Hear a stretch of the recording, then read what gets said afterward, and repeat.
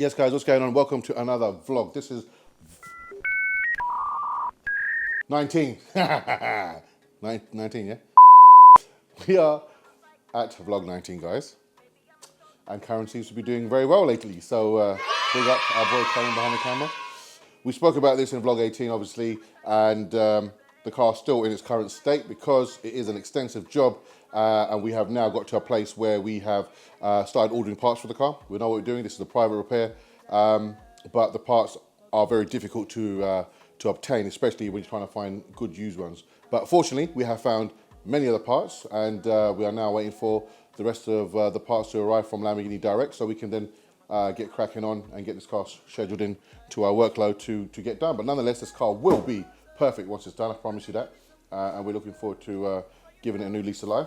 And as you can see, guys, the R8 is behind me, and it's just waiting for the customer to come and collect it. We've still got to refit the rear bumper, but other than that, the car's all good to go. Let's take you inside the workshop and show you what's going on down there. Okay, so check it out, guys. We've made some really good progress on the Hurricane. As you can see, the rear end has been pretty much entirely fitted up now, and got to spend a little bit more time lining things up, but other than that, it's pretty much all there. Now the car starts, it drives, and the roof is all functional now as well, which is the main thing. I was a little bit concerned with that because the structural framework for this part of the lid, which comes up and allows the roof to go down, is actually damaged as well, but we managed to save that, and it's all working now. We've got to spend a little bit more time fettling about, lining things up, but other than that, it's all well and good. But yeah, we are now moving on to paintwork. I'm just going around making sure the bodywork is immaculate. We've got a few little dings and dents around the whole car. We're going to go around and get them all nice and perfect before getting in the booth and getting it painted. Finally.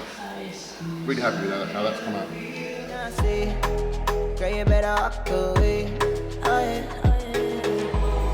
If you try to come closer, I'ma give you some closure. Before you know it, it's over. So run away, run away.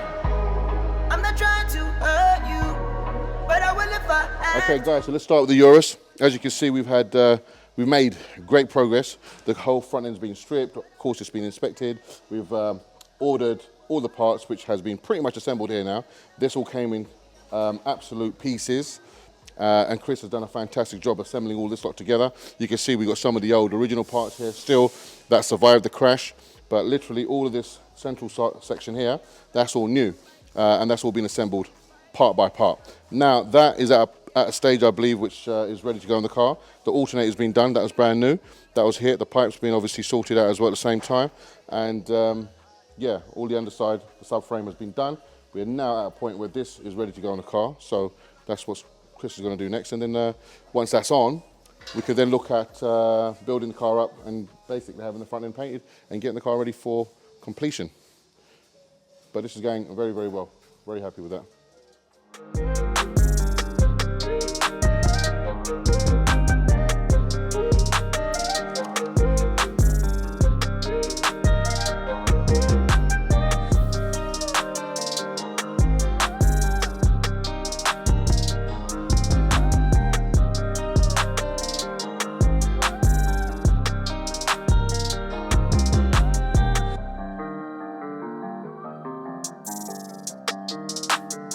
So when the car took the impact, it went right through all of these rads here, right through all the frame. This is the front panel. It went through that, hit the alternator, hit the sump, hit the subframe, some other bits around here, and they've all had to be replaced. So the car is now a good one. We're still waiting on some hoses, which have split. Once they arrive, that will just be fed through and connected up. But other than that, she's good as gold.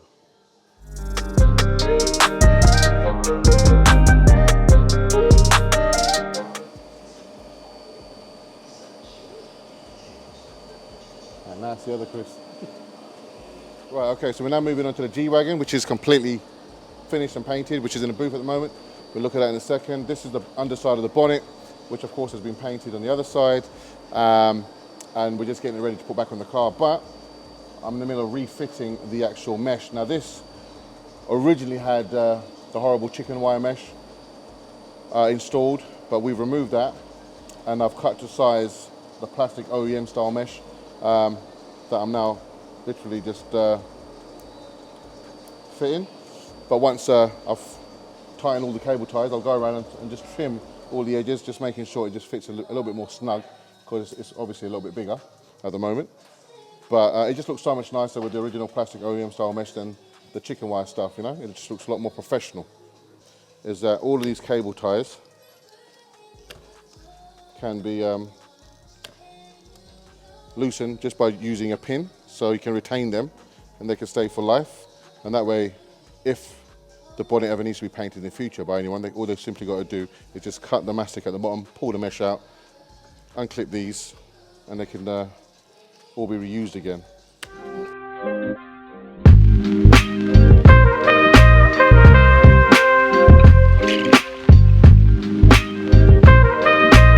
Whilst we're completing the Urus and the ramp, we've had another special delivery, believe it or not, and guess what it is? None other than yet another Lamborghini. This one is a Lamborghini SVJ. That's been doing its rounds on social media because it was smashed somewhere in central London. And as you can see, it's clearly seen better days. I mean, bonnet is actually loose. But it's just hard to actually show you how bad this damage is, because this is probably one of the most extensively damaged vehicles that, supercar especially, that we've actually had in. But nonetheless, it's not a problem, because this is what we specialize here at Kream Developments, as you know. We've been doing these repairs for a very long time now. We actually really enjoy them. But if you come have a look and see what's going on here, you can see the impact is pretty savage. You can see, let me just move that out of the way. You can see where the bulk of the impact's been taken. That there has caused the front end, the chassis frame, to actually split and shift over that way, which you can see. It's split quite severely down there. It's kinked severely down there. And if you look down there, it's very, very badly split in the chassis leg there. And it goes even deeper, which you probably can't pick up on the camera, but I can see it in my vision underneath the suspension back there. There's also another great big split. And again, same here and same around the side. It's really bad. You can see another pretty big kink here as well. So the whole front end's been shifted.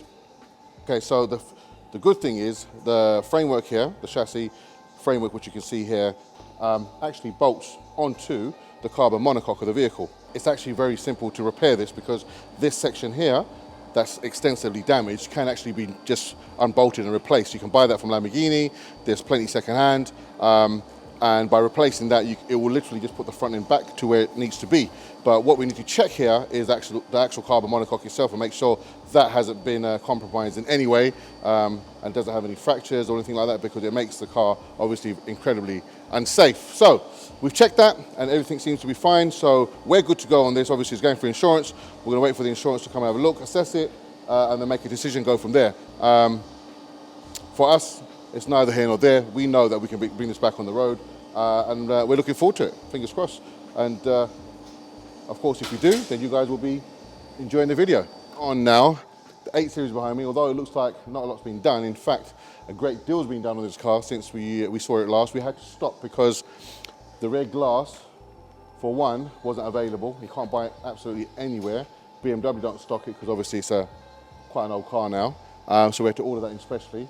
And that's why we had to stop, because we still need to, although we've done all the repair and welding work on the roof, we had to finish off the filler work and just basically make sure that it was completely lined up perfectly with the glass. So we couldn't do that because we had no glass. So we put that on the back foot so we can move on with other things.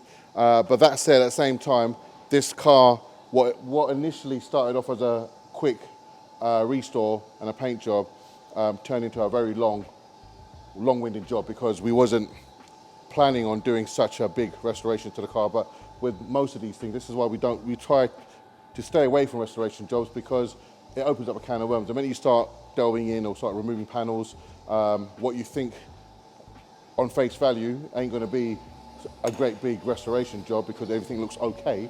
The minute you start taking things apart, trims, moldings, panels, you then start seeing all the horror stories behind it, and this had a great deal of them. But most of them have been dealt with. Well, actually, all of them have been dealt with. And as you can see, the car is now in filler stage and needs to go into primer. So we're just waiting to finish a couple of jobs, and this will then move on to paint.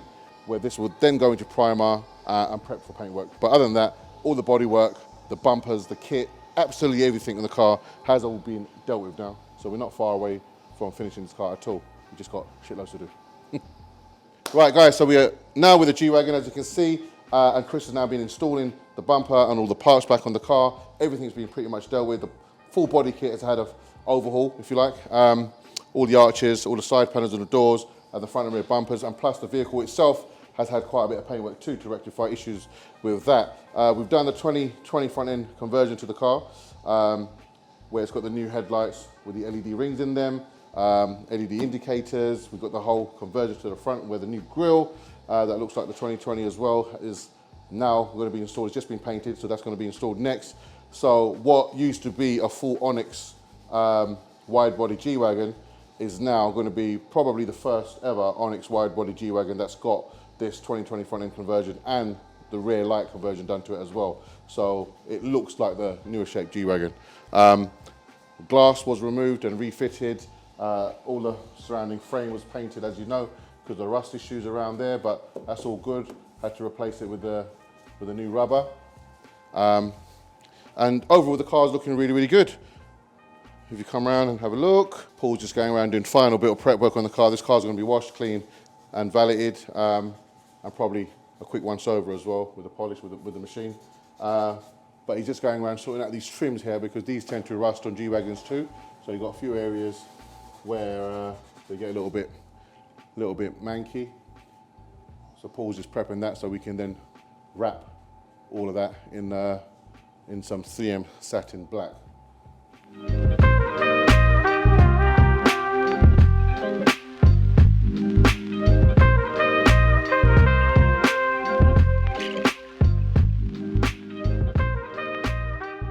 Right, there you go guys, you can appreciate how nice the OEM plastic mesh now actually looks.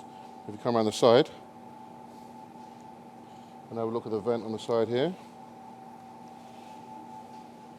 Have a look at that. Who wrote that knot? Oh, you keeping it real with your people, yeah? Look what it says. Look what it says now.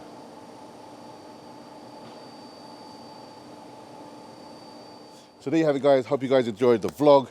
See you guys next week, where we are going to be making shitloads of progress on these builds and hopefully show you some new stuff that's coming in. Peace and love.